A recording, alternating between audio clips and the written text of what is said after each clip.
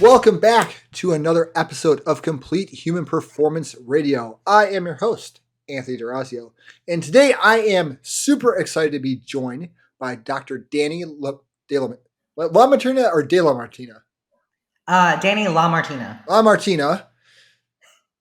LaMartina, Doctor of Physical Therapy, IFBB Pro, co-owner of Team Troponin, baker of the cookies, and fixer of ouchies. Dani, how are you doing today? I'm so happy to be here and so happy to be talking to you. It's such a blast from the past to be able to run into you at conferences and touch base again. So thanks for having me on.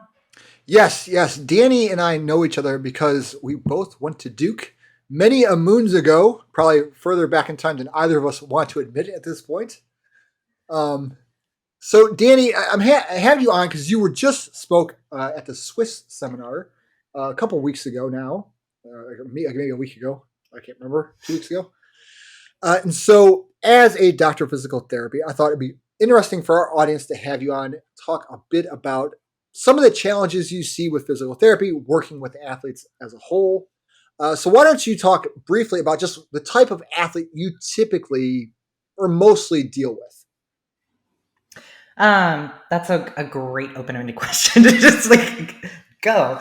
But I should probably back up a little bit first and start this off by saying that I am in the niche that I am now, not because I came out of PT school wanting to do this. I'm in this niche now because I was competing. I was writing for Lead FTS. I was working in a clinic, and probably one of the first PTs who actually, not one of the first, but one of the really boots on the ground with training and coaching at the same time, PTs who was in powerlifting, and just kept getting emails from people asking for help. And again, at the time I was working full time in another just normal clinic, where do you go if your doctor was like, oh, hey, go to PT.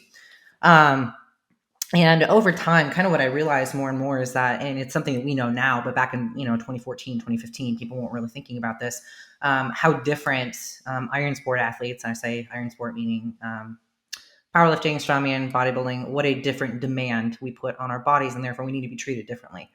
And it's beyond just going in and getting treatment in a way that's not applicable, and much more in the lines of our bodies often don't respond in the patterns that they should, if that makes sense. So it's anything that you would expect to happen for the most part with iron sport athletes. Very often I see the exact opposite happen. And it's a really unique. Just to pause you there, can you give an example of what you mean by that for our audience? Yeah, so that would be good to clarify. Actually, I'll talk about Justin Harris as a good example. He's my nutrition coach for bodybuilding. We also co-own Team Troponin with him. We were out at Elite FTS last January, and he was talking about, or he's talked historically about how he has a really hard time connecting with his mid or upper back and rowing movements. And so it was always a weak point for him. And if you look at his structure, you can kind of see that inherently he's so much more attuned to the world in front of him. And most of us are, but when you add the layers of muscular development and neurological efficiency in the front of us onto his strength level, anytime you pick up a dumbbell to row, the first thing that would happen would be he prime here. And I don't know if we've got video going on this podcast as well, but basically he'd grab a weight, and the first thing that would happen would be his shoulders would dump forward. He'd almost stabilize the weight with his anterior deltoid pec. And so the first thing that happens when you touch a weight is probably going to be where your brain goes to for stability, and that perceived stability is often where we drive our movement from. So Justin, I go through these rows, and you can see his scap kind of sort of moving, but really what's happening is his body is hanging on to his anterior delts for dear life. In a textbook, if he's rowing, should he be using and feeling his upper back? Absolutely.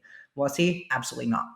Right. And so you get these layers of strength and patterns, and really kind of the stronger an athlete is, the more shifted onto that far side of the bell curve they are, the more I anticipate things not moving as we would expect them to from a textbook, if that makes sense. I think I remember, so this makes me think of, and I think I want to feel like you mentioned it in your talk, or if you didn't mention it, I know I thought of it listening to your talk.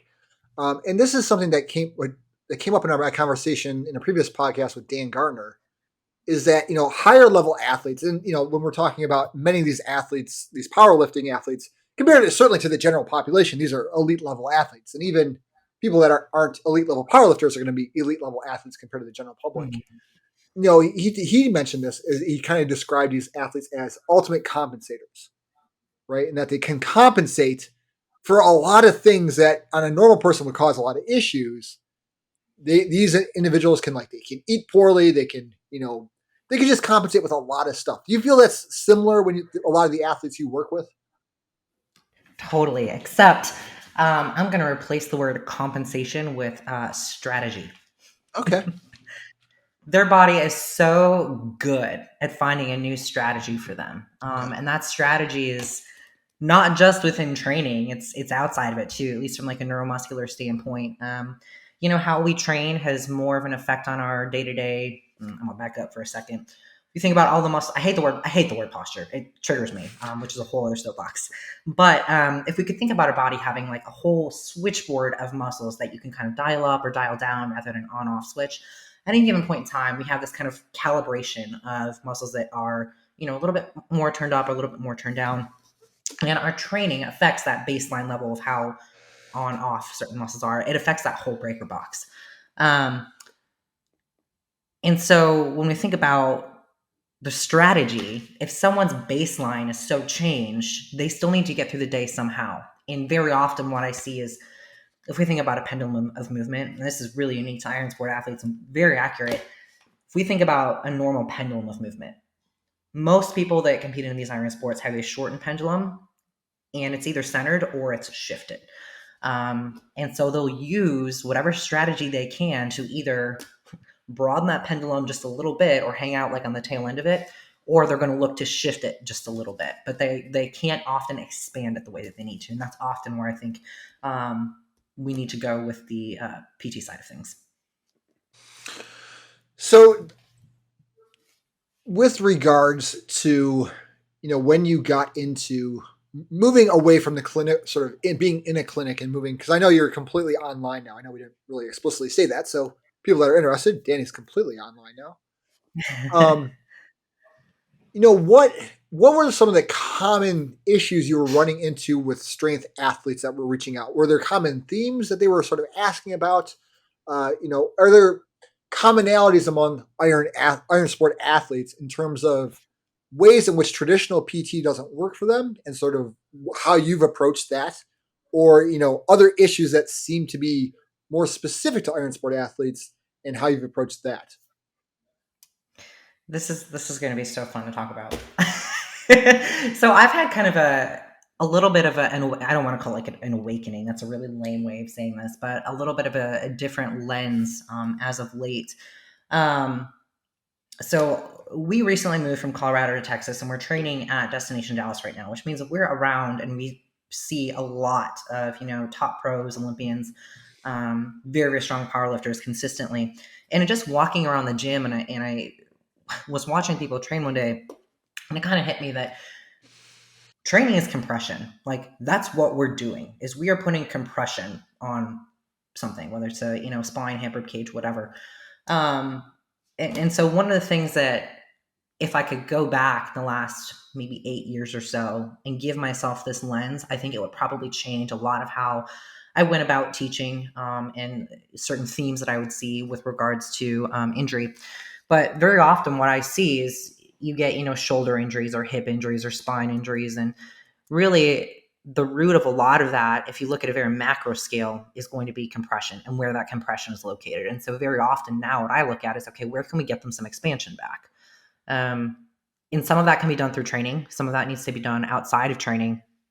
But more often than not, what I see is people getting, PT or rehab exercises off the internet and thinking that the execution is exactly as, it should be done. And the reality is that for many of us who do compete in these iron sports, we're so good at finding compression, and we look for that resistance almost like as a reference for where we are in space. Right. The figuring out how to actually find some expansion and move with less tension is a huge, huge, huge barrier. And which makes sense if you think about it, right? I mean, anytime we get underweight, we're looking to be stable. And if we come back to the idea of kind of that neurological baseline, or, the breaker box, if our breaker box is all the way amped up on stable, yeah, that's going to kind of shorten and shift our pendulum. So I don't know if that answers the question much, but I think they're the two big themes that I see with any iron sport, whether it's again strongman, powerlifting, bodybuilding, and honestly, even a lot of like cycling. When people are in that kind of bent forward position, they're looking for compression, compressing where they can so that they can expand their rib cage, which is again looking for strategy. So it's remarkable to me to be able to look back at that kind of big picture. I guess that was a little bit of a tangent. I don't know if that answered the question. No, so I think so. It sounds like you're. Let me see if I can follow up on it. So when these athletes come to you and how do you, I guess, well, the next question is, how do you address that in an iron sport athlete, right? So if the athlete is naturally or has trained themselves to look for compression as their reference point, right? So if I'm used to being, we're so often taught as, and as coaches, we teach it like, be tight, be tight, be tight, right? Yep. Because, if you're putting a load on your back, like even light load, if you're not paying attention, you can hurt yourself pretty badly. So be tight, be conscious of the weight, be conscious of what muscles are contracting, how you're driving through that bar, through your feet.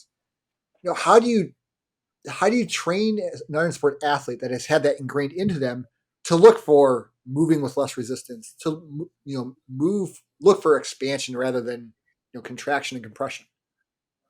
I think there are a couple layers to that. The first is that they probably need to be doing outside of training and learning how to move with less tension, and learning how to just basically be aware of where they're holding tension and actually let it go, which sounds frou-frou, but it's much, much easier said than done. I think the other layer to that is the idea of overbracing, and where that stability, I'm going to take a note real quick just so I don't forget. Just overbracing. And then also just knowing what the actual training goal is, right? So are you thinking of a specific athlete in general that I can kind of, or just broadly? No, you pick any athlete you've worked with. Yeah. Okay. So I've got a guy right now that I'm working with. Actually, is the guy that I used for my case study at Swiss, and he displays a pattern I see a ton where there is there's no fine tune of bracing. It's all or none. And underneath maximum load, absolutely, you want to be able to be stable. And that stabilization in and of itself isn't necessarily compression or expansion. There are layers to that in terms of location of where things are closed or open is another way to think about it. And then just layering on top of the fact that the weight itself is probably going to create a bias towards where you can close or open. But for some people and for specific movements, if I have someone doing a split squat, and maybe I'm using a heel elevation to bias a different degree of external rotation, I'm not going to have them maximally bracing. And if anything, I may try to coordinate and ask them like, hey, I want you to actually move. Because if you think about it, if you're locked down completely all the time and you almost irradiate every muscle through your body, can you actually move through the movement? No. You're locked in place. Yeah, it's so simple, but people forget that. So they lock down and they get super tight and they get really, really braced, and they wonder why they have no hip mobility. And it's like, well, gee, I don't know, because you told everything in that area to lock up. Does that make sense? Yeah, no, it does. It's so simple, but we forget it. And I think there's been so much talk about bracing and the diaphragm and rib cage down, which is a terrible cue, by the way. But we forget about the localization of where we're putting tension. And I hate to say it, but to think less and just like put it where you think you need it. And that sounds overly simplistic, but if you've got a bar on your back, put the tension where you need it. But if you're locked up everywhere, that's a problem, right?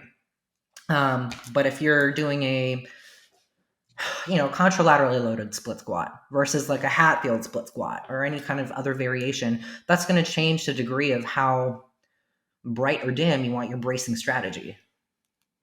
That makes sense.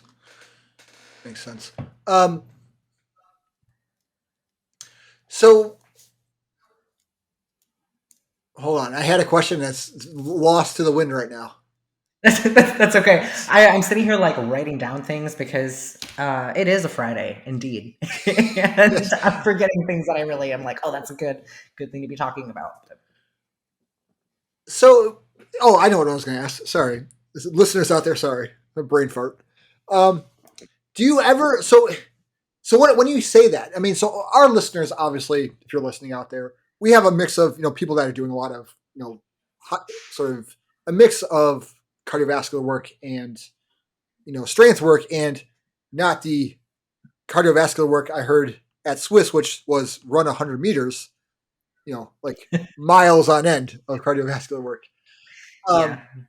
So when I hear you talk about, with strength, iron sport athletes specifically, and like getting them to be, you know, just move, to me, it sounds like you're just asking them to be slightly better athletes overall.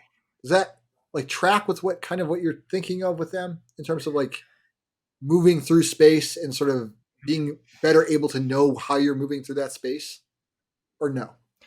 I think you just hit the nail on the head with being more aware of moving better through that space. Like I think most people inherently know, like if you don't give them any cue, they know that if they get too tight, they're like, well, I'm gonna have to, squat, or I'm gonna have to do some movement. Um, and I think most people inherently know that, but we've gotten so used to looking for external sources of cueing that we don't trust ourselves as athletes. And, especially, so I'll let the listeners know too. I actually was a CHP coach way, way, way, way back in the day. It was my first exposure to powerlifting, actually, was through Complete Human Performance, and my first exposure to coaching, was my first exposure to endurance events, and really kind of that hybrid style programming. And you guys are truly kind of the OGs of pioneering what it looks like to be a well-rounded athlete. And I think if I come back to and kind of put myself back into that place where I was powerlifting and bodybuilding and doing, long runs and long rides, it was probably the most mobile I've been, simply because of the movement variability, to where the skill development wasn't as specific, right? It was very broad and maybe about 75% deep. And I think that's probably why that was also probably the healthiest I've been. Granted, it was earlier in my training history, so that's a part of it too. That helps a But I lot. think yeah, it really, really does. But I think that movement variability is key. I would have a question for you. With your athletes, do you tend to see certain restrictions, certain difficulties? Like, what do you notice people have a really hard time doing when they're either kind of that hybrid dual sport athlete, or when they're tracking more into one sport or the other? So people that are truly hybrid, I mean, I would say shoulder issues come up a lot. Mm-hmm. Now, I mean, part of it's because I think I work with people that do a lot like triathletes, so they're getting, doing the swimming. They have to Swimming get a and the lot of bike. that sort of shoulder movement, but also you Mm-hmm. have that. And you're the PT here, not me, so I might be wrong. But I think there's this conflict, especially in people that swim. With, okay, you need the mobility for the swimming, but the tension helps you with the strength training, right? And there's this battle, and I'll tell people that come to us and come to me and say, hey, I want to train for a triathlon, but I want to be strong. And Mm-hmm. I'll talk to them, and one of the things I'll try and nail down is, okay, how much are you willing to give up on one or the other, right? Are you willing to be, if you're not a good swimmer now, right, and you're kind of feel very restricted, is that something but your bench is phenomenal? Are you okay giving up some on the bench to fix the swimming, or do we just survive the swim and keep your bench, and then we focus more on the running and the bike to make up time in your triathlon race? So I would say shoulders, which I think is common for a lot of athletes just overall, is a place I tend to see a lot of issues. Um, you know, legs, I would say it's you run into with running, you run into some plantar fasciitis comes Yeah, up. Like SI joints I've been too. dealing with plantar fasciitis in my one foot for like 6 months now. But I've got it to like a point where it bothers me like on here and there. But if I stretch it for like a couple minutes, it's fine. Um, tight Achilles, right? That sort of thing. Uh, I would say those are the main things. But overall, I would say there are very few commonalities across my athletes of like things that tend to bother them or crop up that I see. But then again, I'm You hit also on a not couple of really necessarily digging down into, hey, let's look at every single movement and see how well you're moving. right. We bring up a lot of really good points, and I think that you hit on two big things. Well, more than two. You hit on a lot of big things there. And I think one of the things that's worth talking about is the idea of having multiple goals, because there's always going to be an exchange where if you take a movement like a bench press where you're required to have a high degree of stability and contrast that with something like a swim where you need a high degree of mobility, as well as power production. Those are two very, very different goals within different planes of motion within a different neurological kind of drive. Very different systems at play.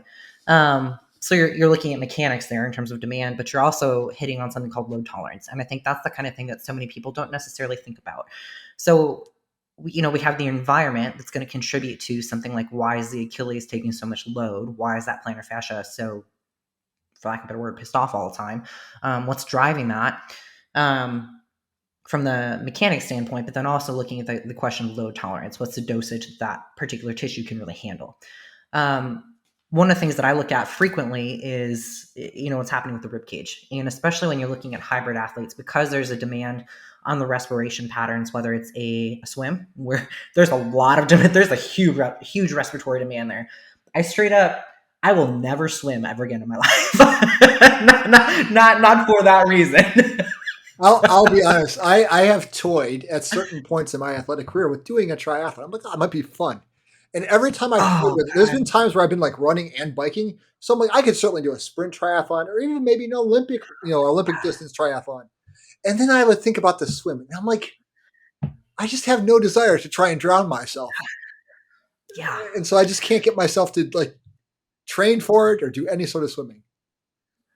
So I think I want to come back to the idea of the respiratory demand, because if you compare the respiratory demand on something like a bike where you can go into aero, you're pretty biomechanically efficient from the respiration standpoint. Your rib cage can move, your elbows are often planted on your handlebars, compared to something like a run where you have, or probably should have, some sort of alternating, reciprocating rib cage rotation gait. And again, like, you have to be breathing because at that point on an endurance event, you need that energy system.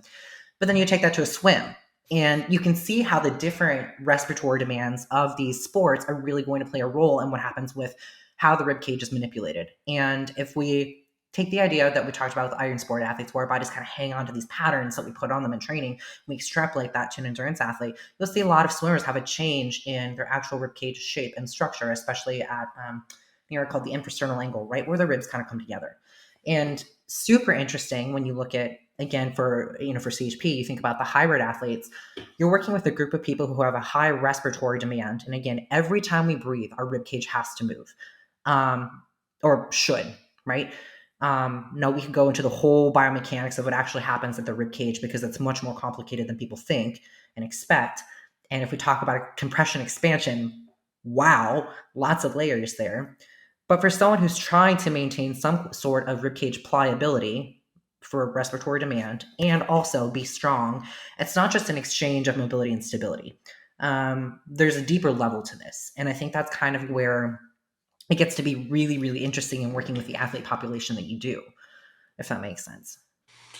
Yeah, no, it makes sense. So I guess so. I'll ask you. Um, in your Swiss talk, you talked about sort of your emphasis on the sternum and sort of with sternal placement, rib cage placement. Why, if you could say a little bit more on why that's so important, because it was when you were talking, I was like, well, that wasn't something I had necessarily thought of, right? With my own training or my athletes. So why do you feel that's so important, right? And for people to be aware of that and sort of how you're placing that? I'll give a caveat here. I could literally talk about the sternum and the rib cage for 3 to 4 hours. I know you can. Um, That's why. it's like I walked out of my Swiss talk and I was like, wow, I freaking bombed that. Like, this year has just been the year of bombing everything I've ever done, which is a first for me. It doesn't feel great, but I guess we need to be exposed to that to learn and move forward, right? But with regards to the sternum and the rib cage, help me understand how I can answer your question. Do you want with reference to the case study, or with reference to one of your athletes, or with So an so endurance athlete? let's take me. I'll use myself as an example. So I am an athlete that generally does strength training, um, and runs occasionally, right? Like once or twice a week, maybe, right? So with that in mind, how is my thinking about my breathing and my sternum placement during my lifts. Why is that? How does that help me? All right. And then how does it also help me on my runs? Why should I be aware of it in those two arenas? I'm going to approach this from an angle of being a little bit more, kind of like you said, why does this matter? Yeah, no, that was fun. Compared to how I would normally use it as correctives, or how I would cue people into it. Oftentimes, I'm going to use the sternum and the rib cage as what I'm going to call kind of a reference center for people. So, like Dave, my husband, for example, I tell him to get his references, and he knows that means he's got to get his ribs back, especially when he's leg pressing, because if he doesn't, where he changes shape affects pressure management. And one of the things that people don't fully realize is when your pressure management through your intra-abdominal cavity isn't fantastic, it's going to affect how much hip rotation, hip flexion, extension you have. And via the Limark model, if you don't have hip internal external rotation at different degrees of hip flexion in a leg press, that's a problem. So for the like kind of hybrid athlete who's not that extreme end of the spectrum, one of the biggest things that I think the biggest takeaway, not even like rather than answering your question, I want to kind of reframe and highlight the importance of maintaining rotation and the ability to rotate through the rib cage. One of the biggest things that we see for people who strength train, especially, is we think about it, and we are not symmetrical on the inside as human beings. Like we're just not. We've got heart above our diaphragm on the left side. We've got a liver below it on the right side. Left and right diaphragm, hemidiaphragm rather, are not the same.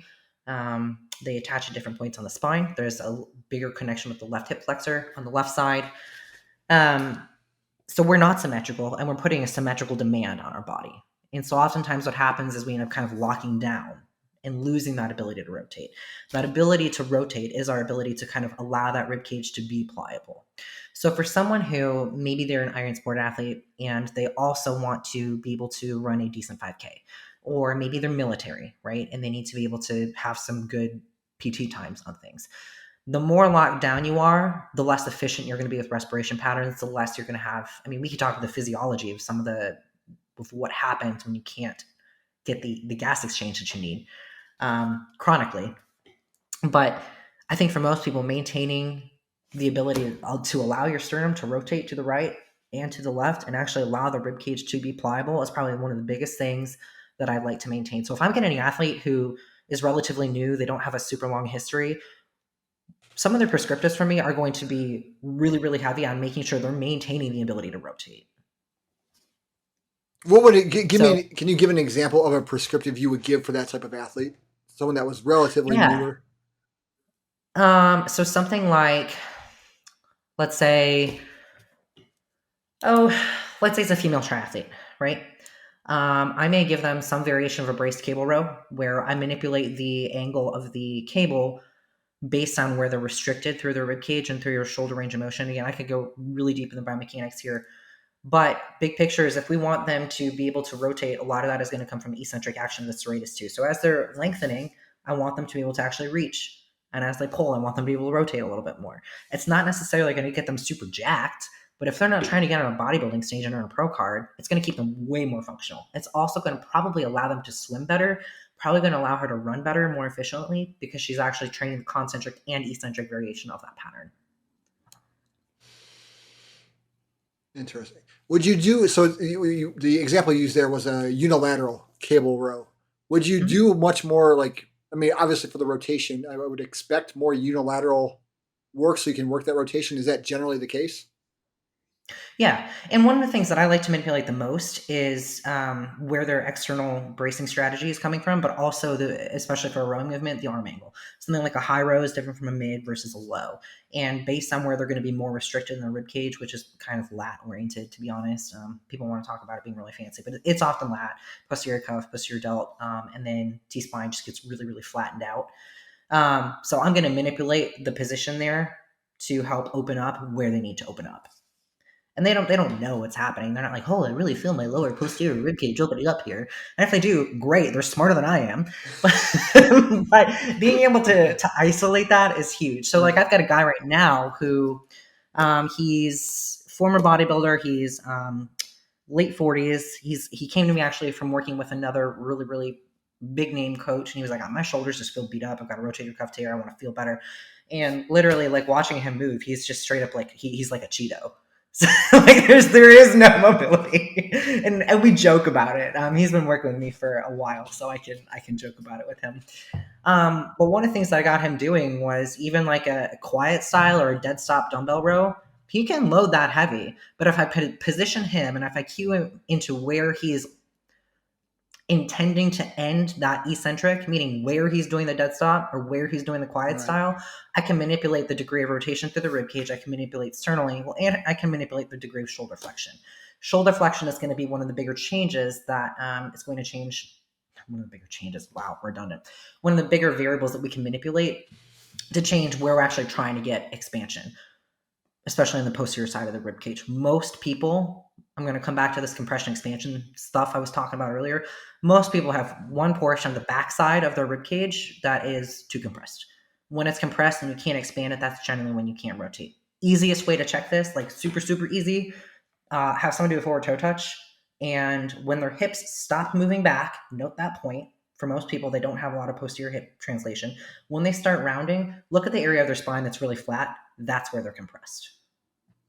I'm going to have to film myself from the side now because I'm curious for myself where it's at. It's probably upper for you, if I had to guess. I'm curious. I don't know. I'm tempted to like put it on YouTube and send you the link. Be like, hey, Daniel, where am I stuck at? Very cool. So, I mean, I think that's where, as much as I work primarily with bodybuilders right now and power, actually, no, that's a whole different saga. Talking about powerlifters versus bodybuilders and how we manipulate our training and what that means for me as a PT in terms of what we're trying to maintain, when we want mobility, when we don't want mobility. I mean, there are so many nuances here that I think people don't necessarily think about. I was just talking to another coach the other day about, he's saying, I'm having a hard time getting extra rotation in my back double. Great. I feel that because I have that problem too. I can't extend my thoracic spine. I can't get my sternum up any higher. As soon as my sternum comes up, I end up like shifting my arms forward. He gets too crunchy in the front. He almost does like a pec deck. Yeah, I was going to say a pec fly. Yeah. Yeah. So like, again, I'm talking to you, this language, right? Yeah. I mean, that's common. I mean, it's common sort of, especially for bigger bodybuilders, you tend to see this problem quite a bit where they've got a lot of, anterior pull with that front delt chest. And I mean, it's not everyone, but I would say generally speaking, if someone's going to be it's rare to see an overdeveloped rear delt. Let's put it that way. Yeah. Right. And if it is, they probably were the former John Meadows client, right? Like let's be real. But so I want to bring that back to that compression expansion idea. So for that person, where do you think they need to expand? Here. Yeah, here. Right? Yes. Yeah. Upper ribs and lower ribs function differently. The pump handle, bucket handle with the rib cage and how it moves is different upper and lower rib cage. And that's just on the front. On the back, we have upper, mid, and lower, and they all move a little differently. So that's where it starts to get really interesting to say, okay, what's the actual three-dimensional? Are you familiar with the idea of biotensegrity? Like the three-dimensional? It sounds vaguely familiar, but I'll say I'm not really familiar with it. So go ahead and explain it for me and my audience. Okay, so basically, if we're going to peel off all the layers and just look very, very broad scope, very macro level, the whole rib cage has to be able to, like, from the top and down, it has to be able to, like, move and twist together. Like, when one part moves, another part is going to move too. It's kind of like a big hula hoop that if you push together on one side, it's going to do this. Right. You can kind of manipulate it, but it's going to maintain that shape overall. Does that make sense? Yeah, it makes sense. Maybe not maintain shape, but I think you know what I mean. It's all tied together. So you affect one part of it's going to affect something else. Yes, exactly. So there's a lot of interdependence in these regions, and it's as simple or as complex as we want to make it. Now, with you just now talking about the bodybuilders that live here, we just broke that down very simply. You think about those guys, and if they're here, do you think they have a whole lot of room to open up back here either? No, because they're already open up. Right. And so and you can't go somewhere you already live. However, If they're elongated here, are they also getting the humeral arthrokinematics to be able to get posterior glide there? Probably not. So these are the guys that get a lot of posterior impingement, even though they're layered anteriorly. Does that make sense? Yeah. So to break it down for our audience, maybe in the words that I would use, because I'm not as fancy as you, right? So because these bodybuilders are pulled forward, right? Or not, doesn't have to be a bodybuilder, but someone's pulled forward, right? They're basically spending most of their time in their rear delt is in a very stretched position, and their humerus, so the upper arm bone, for those that may not know in our audience, is being pulled into a position in the socket where it really shouldn't be staying, right? And because of that, you're not able to sort of have that sort of scapular, I'm going to say scapular movement that you want. Yeah. Is that right? Exactly. Oh, look at this guy. Yeah, 2 thumbs, this guy. Okay. So let's add 2 layers to that. I'm doing this again. I don't know if we have camera. If you want, this will be on YouTube, so people that are watching on YouTube will see your fingers. So I have peace signs up now. So let's add 2 layers to that. The first layer, if you're moved here, what happens to the shape of the posterior rib cage? It gets flattened out. Yeah. Rib cage actually gets flattened out. Okay. Now, the scap is a curved bone. Like the osteology, is that the word? We'll pretend it is. Yeah, sure. Osteology of the shape of that bone is curved. If you put a curved bone on top of flat ones, do you think there's going to be good movement? Yeah, no. Probably not. So when we look at shoulder issues, that's like, okay, do we want to sit here and stare at the joint and be like, oh, let's throw some needles in it? And don't get me wrong, I love dry needling like any other PT who's certified, but is that really addressing the problem? Probably not. Second layer, if we're living here and we can't get air in, but we need air, where are we going to draw from?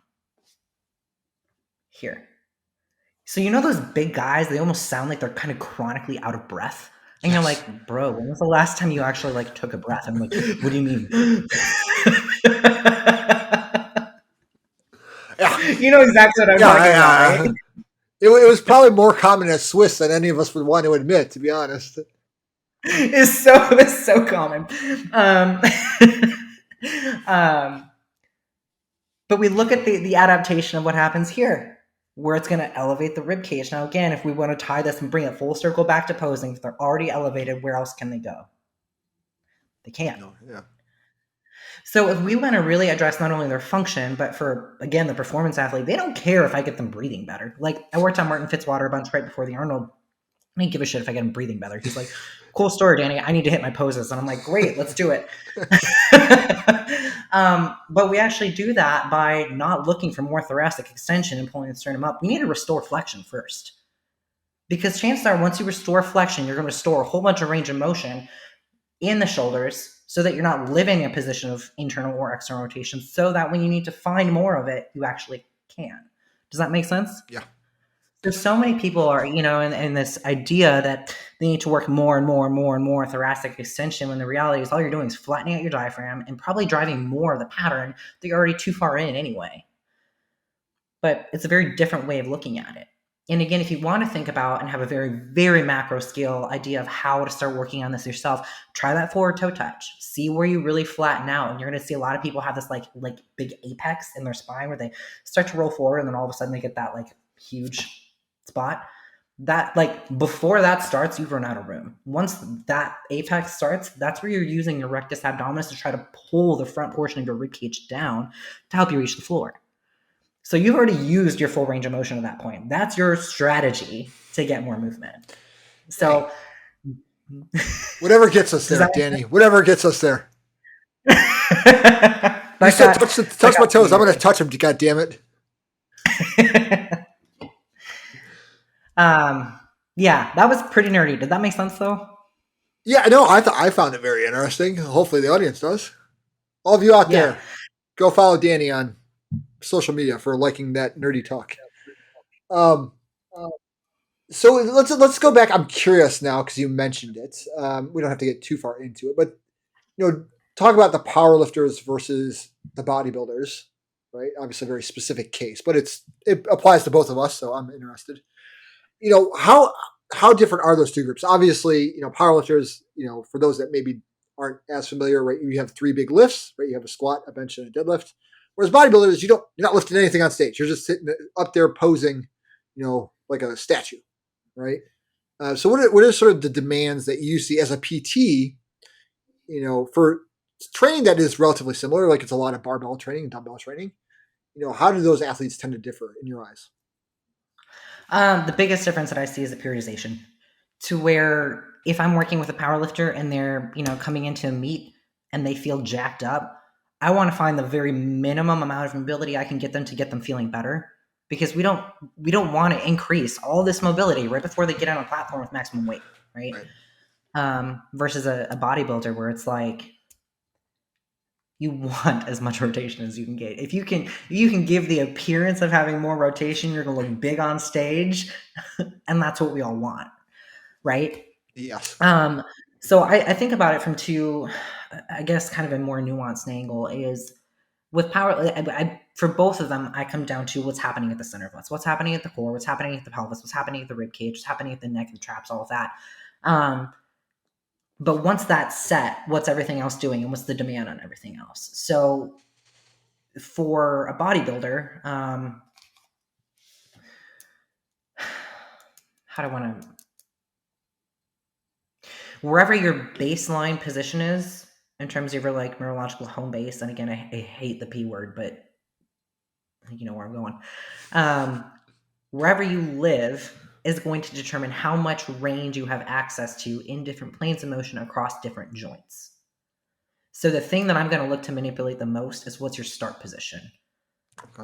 Because the further you are from where you want to like be, isn't always good. So someone who lives in, just as a broad scale, someone who lives in a lot of like flexion and internal rotation, that's not great if they want to get to external rotation on stage. But we also don't want them living in external rotation, because then they've got nowhere left to go. So it's a question of how can we optimize where they live? Because if you can create the appearance of bidirectional movement, that fluidity really makes the extremes look bigger too. Taking someone from a position of internal to external rotation makes their external look really good. And on transitions, all the things that are going to catch the judge's eye, that's important. For a power lifter, even in an off season where they're not necessarily touching maximum weights, I really want them as close to baseline as possible, so that their oscillation of movement from the center of them is within a relatively small range, only in training, but then after training, I want that opened up. So that's where I'll have them do a lot of movements where I want them moving more. I want them bracing less hard. I want them moving with less tension. I want them doing stupid things. I want them laughing. When you think about getting rotation back, laugh a little bit. You're going to feel your rib cage start to rotate quite a bit. So things like that. And it's a lot of it is how we talk to the people too. That's been one of the really cool things to watch, is like how you talk to someone change the range of motion. Have you seen any of those tests where like someone will do a table test and look at range of motion and then listen to a certain song and then come back and retest range of motion, and it'll be better or worse based on the song? I think I heard about that. I don't think I've actually seen the test, but I think I heard like what you listen to. There's like auditory cues can actually change, movement patterns. So I think I heard the outcome of it, but yeah. And even, the words the narratives that we give ourselves internally, the internal dialogue, and as coaches, we feed that internal dialogue. So it's really, really important that whatever we give our athletes, whether it's a powerlifter, bodybuilder, whatever, that we're very careful with our words, knowing that there's going to be an influence. And like for me, when I make someone a Loom video, I have to be very careful on what I say and how I say it. Or when I'm typing up their program in TrueCoach, what I type and what they see in their training can be very powerful. So I think setting people up for success in that realm, it's so much more than just biomechanics. I mean, it's at the heart of things, we're people, like we're souls, and that soul is going to drive so much more than, just the straight mechanics. There's so much more technicolor than I think the science likes to break it down to. Yeah, no, I think all the coaches have kind of realized that with their athletes, that there's certain athletes where you could be like, where they're going for like maybe they're near their top end, or they're hitting like a really heavy double or triple or something like that. And you're like, certain athletes can be like, hey, get after this. Like this, you haven't hit this weight, get after it. You want them to know what weight's on the bar. Other athletes, like there's mental blocks. You're like, yeah, just throw this weight on there. Just easy double, right? Like, so the language is very different because you don't want them thinking about what weight's on the bar, because they sometimes get in their own head about how much Yeah, that and weight what we is. think in our head will affect. I mean, literally, I have had someone on my table where I'll get them all clear, and I only do this with people I know really well. I'll have them go through like a lot of negative self talk, and then I'll retest them just because I want them to see the difference of how powerful our thoughts are. So I'll have them go through a whole bunch of negative self talk and retest them, and lo and behold, the range of motion and muscle firing through MAT all sucks. So this is again where it's really really important. It's so much more than just like what does an athlete respond to in terms of like get her after it versus like be calm about it. There's so many more layers to this, and I don't think we'll ever fully understand that as coaches. But I think there's so much complexity to our thoughts and our brains. And one thing that I've really been actually question for you: are you team lift happy or lift angry? Like when do you perform your best? I think for me, I think it kind of, I would say it's not so, it used to be angry, but it's not angry anymore. I would say it's not happy. I'd say focused. I don't know. For me, it's focused. I guess I don't feel like either one of those words, at least my interpretation of those words apply, is where Yeah, I fit best, if that makes sense for yeah, me. yeah, totally. Yeah, because I tend to I find only know this because I just, having just done the Crucible, actually tested maxes, which is something I don't usually do. But I would say like I don't want to be too amped up for me personally. Like I don't like being over the top because then I feel like I just end up burning energy. And I feel like it's very yep, inefficient. And I just try to be like calm. Focus on, all right. Hey, go run through it in my head. Like this is what I expect it to feel like in my head. I'm gonna bring it down. Bring the weight down. Pause or whatever I'm doing. I'm staying tight, and then I expect to drive it up. yeah, And then I do the rep, and then, like in that same sort of controlled, like focused measure. And I wouldn't say I'm like happy or sad. I yeah. try to be. Somewhere My wife between. gets mad at me because I try to be very even keeled, like even highs and lows. Like I try to flatten those out towards even keeled. Less oscillation. Yeah, yeah, and I think it's not a terrible way to go through life. Like I spent very much of my teens. I call it my decade of angry. Um, I had I had about a decade, Oh, and, good company there. people that had known me from that time period would be like, "You were really angry, Anthony," and I was. I don't know what I was angry about, but I was angry. And I had a buddy once. This was at Duke. He was a grad student while I was an undergrad at Duke, and I remember he was we we became friends kind of, but like acquaintances, I guess maybe like where we kind of stayed in touch. And I remember him saying years later, he's like, Anthony, I remember the first time I saw you, I knew you lifted angry, and I was like, yeah, I did, I really did, and that's gone away. Um, I would think, I personally think for the better. Like I don't feel that way anymore. I think I'm a better person because of that. But yeah, I guess I don't know if that answers your question. It does. It does. And it brought up a couple of other questions in my mind. And now I'm kind of wondering because I used to be team lift amped up. We'll say that. I was never really angry or never really. And now I'm just kind of like, I'm pretty happy most of the time unless I'm going for an AMRAP deadlift. So that's probably the only time I tap the button. Yeah, I would say that. Like, there's most sets. Like I'm there for the set, but like between sets, whatever. Like I can Mhm. joke, I can have fun. You know, but my set, I'm like, I'm focusing on whatever. When you're doing a set of like, like 12 to 14, then you're doing mile reps after that or something like that. Like, You got to stay in it. yeah, you got to stay in it. At the same time, though, like, the weight's light enough where it's not like a 2 rep max, something where you have to be like so locked in for that 10 seconds. This is taking, your mile reps are taking place over the course of like 2 minutes, 3 minutes, right? Yeah. There's this And extension of time. being able to stay at a level of arousal for 2 to 3 minutes can be exhausting. Yes. Like if someone's never done a Widowmaker on the hack, they're not going to know what it means to literally just go to a dark place and just keep going. And That sounds awful. And at the age of 40, I don't really want to do that anymore. I turn 35 next week, and I'm like, God, how many more years am I doing this? We'll see. But yeah, I think it's really interesting to look at too, just from the injury management standpoint and like the rehab standpoint. When I get someone who has been injured for a long time and they're frustrated because they've literally been I mean, straight up Sisyphus, like trying to, walk uphill and just keep throwing back down. Right. Very often, they're so closely tied to like their entire identity is training. And they feel like if they just mentally power through it, it's just going to get better. And they almost start to cling on to it in a way to where it's like, when you hold something too tightly, Yeah. kind of like that. And one of the things I work on with people is the idea of identity role confusion. And I think that's another coaching nuance that, especially as we're looking to give people longevity in the sport, whether it's in hybrid sports or powerlifting or bodybuilding, whatever, just really making sure that we're, as coaches, coaching well-rounded people. Because the more we allow our identity, have you heard of identity role confusion? I have. I mean, I think what you're referring to is the idea that you're like, for as an example, like I lift weights and I am a weightlifter, but that's not all of who I am. Exactly.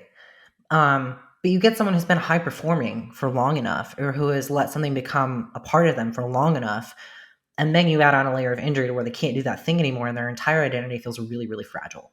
And that's probably been one of the hardest things for me to learn to coach through, just because people respond to things so differently. And I've realized that until I can get someone on board with recognizing that you're okay. Like, I hear you. This sucks, but you're going to be okay. Until they can internalize that, they're still in that Sisyphus state. And that's really where, I mean, quite frankly, I'd say probably 80% or more of my roster of people who have failed with their other PTs or their coaches. And I think that's one of the biggest reasons why it just comes down to the identity role confusion. And I think as coaches, we get so set on fixing the problem because we want to get people solutions. We're solutions oriented people, but that we might be missing the whole problem altogether. And that is how much this person has allowed their identity become so fragile, and they don't see all the other parts of themselves that are such massive gifts to the world and to the people around them. So, yeah. Yeah, no, I agree with that. And I mean, think I see it with a lesser to extent with the athletes I've had, just because I know you work with very top end athletes.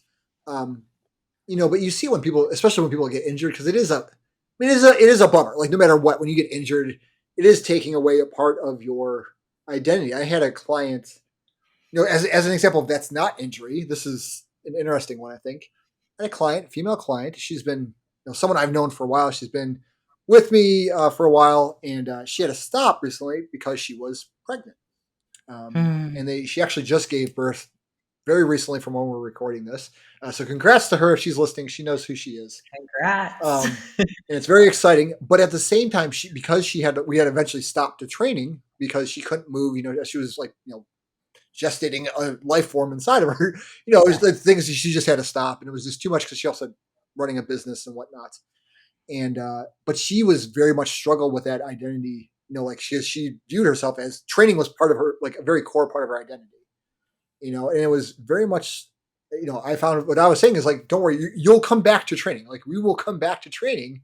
Like, but you're also making a life right now. Like that's your body's training for the next 4 or 5 months. Mm-hmm. So focus on that. But it is, it can strike in, I don't want to say insidious ways, but sometimes insidious ways where something happens and something's taken away from you or altered in your life, and you can't view yourself in the same light. And I agree that as coaches, we do have to try and help with that and identify it. I think identifying it is, a problem in and of itself. Right? How do I know? Like, how can can I ask the right questions to pull this out of my athlete and get them Mm-hmm. to open up about this? Because if your identity feels that fragile, right, you're probably less likely to open up about like, man, I really feel like shit just emotionally because I can't train.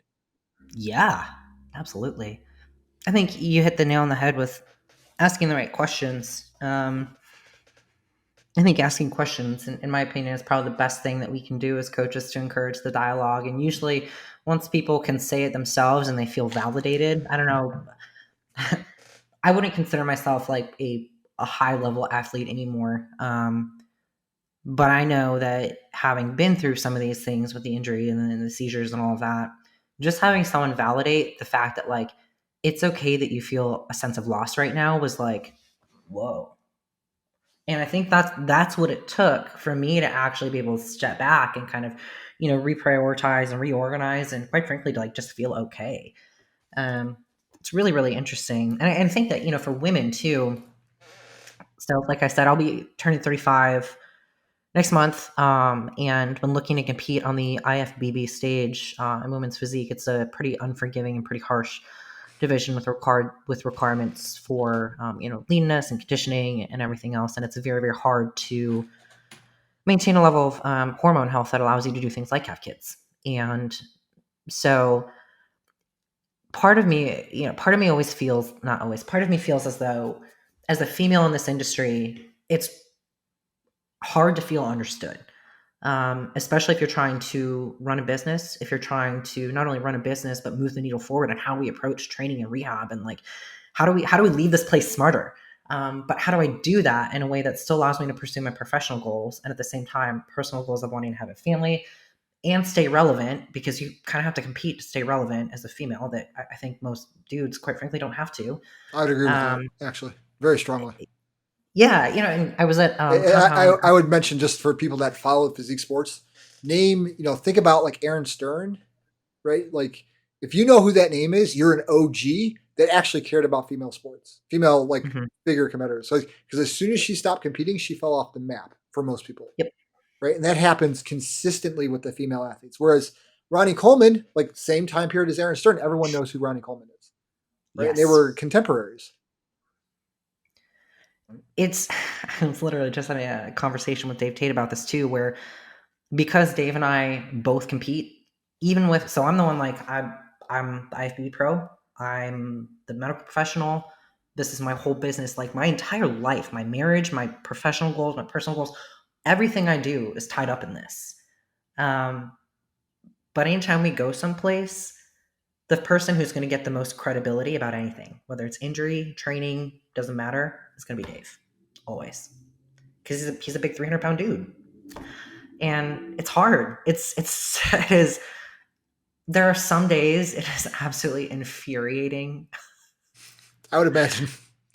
and then there are days where I just have to recognize that it doesn't matter. What matters is my response to it and what I do with it. And do I think I'm going to be able to leave the impact on this industry that I want to, or that I could if I were a dude? No, absolutely not.